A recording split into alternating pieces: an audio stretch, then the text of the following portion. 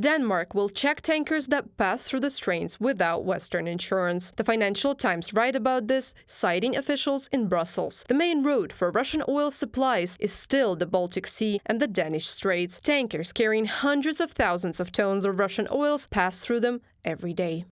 Many Russian oil shipments are being carried out on so-called shadow fleets of old vessels, but officials briefed on the proposal say it relies on the capacity of Denmark's naval authorities to stop and check the tankers, and raises the question of what Copenhagen would do if a ship refused to stop, from the publication in Financial Times.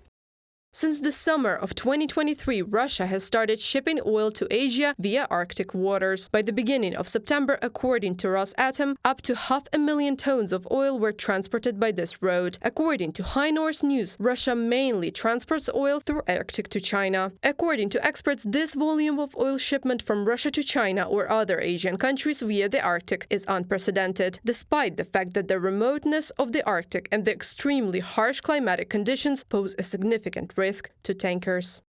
One thing is pretty certain: the 87 kbd of crude exports that sailed via the NSR from Russia is the highest ever monthly reading on that road by far. The previous high was 16 kbd, aka one tanker. Victor Katona, analyst at KPLR, a data and analytic firm for commodity markets, in a comment to High North News.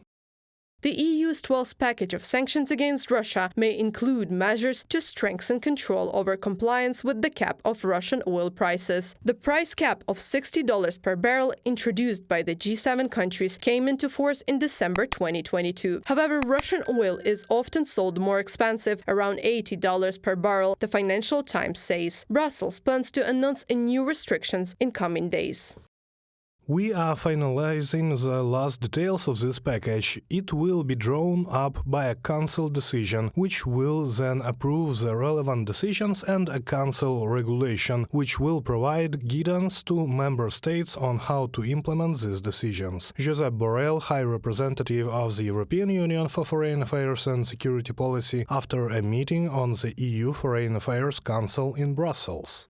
In an attempt to circumvent Western sanctions, Russia has purchased more than 100 tankers in 2023. The EU is considering imposing restrictions on shipping companies that sell their old ships to Russia's shadow fleet and on states that allowed these ships to use their flags as a part of a new 12th sanctions package. Reported by Anastasia Tarnavska, Kristina Dombrovskaya, UATV News.